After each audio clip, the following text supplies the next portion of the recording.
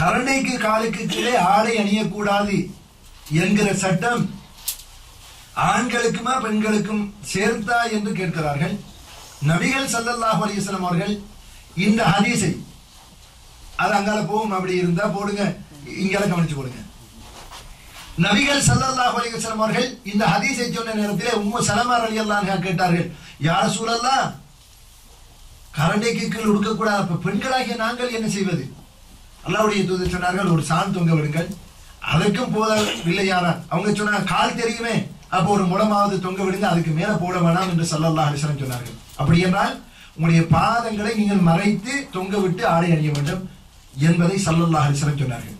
அப்ப பாதங்களை மறைக்கக்கூடிய மாதிரி சொக்ஸ் போடலாம். வெளியே அந்நிய ஆண்கள் அல்லது வெளியில் செல்லுகிற பொழுது காலுக்கு சொக்ஸ் போடலாம், அல்லது ஆடைகளை நீளமாக தொங்க விட்டு அணிந்து கொள்ளலாம். இது பெண்களுக்குரிய சட்டம் அல்ல, ஆண்களுக்குரிய சட்டம். ஆண்கள் கரண்டைக்கு மேல் தான் உடுக்க வேண்டும். நான் பல்கலைக்கழகம் யூனிவர்சிட்டியில் இருக்கும் போது ஏற்கனவே சொல்லியிருப்பேன், நான் கரண்டைக்கு மேலே ஆடை உடுத்திருந்தேன். என்னுடைய ட்ரௌசர் ஜீன் கரண்டைக்கு மேலே இருக்கிறது. என்னுடைய வகுப்பை சேர்ந்த ஒரு மாணவி என்னிடத்திலே வந்து முகமது என்று கூப்பிட்டு, இந்த ட்ரௌசர் கொஞ்சம் உங்களோட ஜீன்ஸ் இன்னும் கொஞ்சம் படிச்சீங்கன்னா நல்ல பசந்தாயிக்கும் அப்படின்னு சொன்னாங்க. என்னோட சொல்றேன், இந்த ஜீன்ஸை கொஞ்சம் படிச்சீங்கன்னு சொன்னா ரொம்ப பசந்தாயிக்கும். அல்லாஹ்வுடைய ஏற்பாடு. அப்படியே சந்தர்ப்பவசமாக நான் திரும்பினேன். ஒரு இந்து மதத்தை சேர்ந்த ஒரு பெண் முட்டங்காலுக்கு கொஞ்சம் கீழே உடுத்து, முட்டங்காலுக்கு கொஞ்சம் மேலே அதாவது சிறிய சட்டை முட்டங்காலுக்கு மேலே இருக்கிறது. அவர் அந்த இடத்திலே செல்கிறார். நான் அந்த சகோதரிடத்திலே கேட்டுக்கொண்டேன், இதை சொல்லுகிற இந்த சகோதரியிடம் அவருடைய ஆடையை முட்டங்காலுக்கு கீழே போட சொல்லுங்க, நான் கரண்டைக்கு கீழே போடுவது பற்றி யோசிக்கிறேன். முட்டங்காலுக்கு மேலே ஒரு பெண் ஆடை உடுத்து காட்டிக் கொண்டு செல்கிறார்.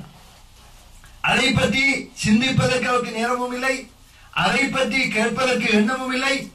என்னுடைய ஆடை கரண்டைக்கு கீழே போனால் நன்றாயிருக்குமே என்பது ஒரு சஜஷன். அதை வைக்கிறான். என்ன அர்த்தம்? அது ஷைத்தானுடைய ஒரு முயற்சி. அதுலதான் கண் இருக்குது.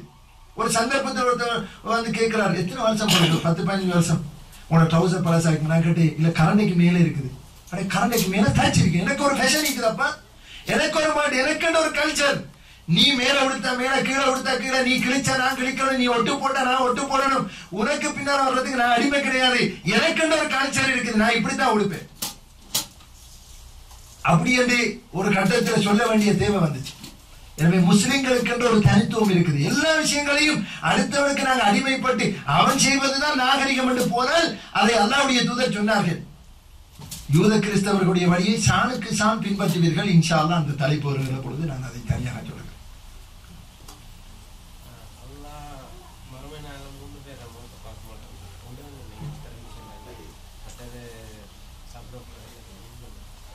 அதாவது 3 நபர்களை அல்லாஹ் கியாமத்தினாலே பார்க்க மாட்டான், பேச மாட்டான், பரிசுத்தப்படுத்த மாட்டான். அவர்களுக்கு கடுமையான வேதனை உண்டு. பார்க்க மாட்டான், பேச மாட்டான், பரிசுத்தப்படுத்த மாட்டான், கடுமையான வேதனை உண்டு. முதலாவது நபர் கரண்டைக்கு கீழ் ஆடை கொடுத்தவர். இரண்டாவது நபர் மன்னான், கொடுத்த தர்மத்தை சொல்லி காட்டி திருப்பவர். தர்மம் கொடுத்து விட்டு அவனுக்கு இப்படி கொடுத்தேன் பாருங்க என்ற பேச்சை கேட்கிறல்ல, இப்படி செஞ்சேன் அவர் அப்படி, இப்படி செஞ்சேன் இப்படி என்று சொல்லி சந்தர்ப்பம் வரும்போது பேசி தருகின்றவர். மூன்றாவது நபர் வல் முன்ஃபிகு வல் முனாஃபிகு சிலஅத்தஹு பில் ஹலிவில் காதிபி, பொய் சத்தியம் செய்து பொருளை வியாபாரம் செய்வர். வாயை திறந்தா பொய். பொருளோடு வியாபாரம் செய்கிற பொழுது, கொடுக்கிற பொழுது என்னமாவது ஒரு சத்தியத்தை செஞ்சு தலையில கட்டிடுறது. அல்லாஹ்வுடைய தூதர் சொன்னார்கள், இந்த 3 நபர்கள், ஒன்று கரண்டைக்கு கீழ் ஆடை உடுத்தவர்கள், இரண்டாவது தர்மத்தை கொடுத்து விட்டு சொல்லி காட்டுவது, தர்மத்தை கொடுத்து விட்டு அதை வச்சு குத்தி காட்டுவது, தர்மத்தை கொடுத்து விட்டு ஒரு சிக்கலுக்காக அதை என்ன செய்வது, எடுத்து சொல்லி காட்டுவது. மூன்றாவது நபர்கள் பொய் சத்தியம் செய்து பொருளை விற்பனை செய்வார்கள். அதை நபிகள் ஸல்லல்லாஹு அலைஹி வஸல்லம் சொல்லி காட்டினார்கள்.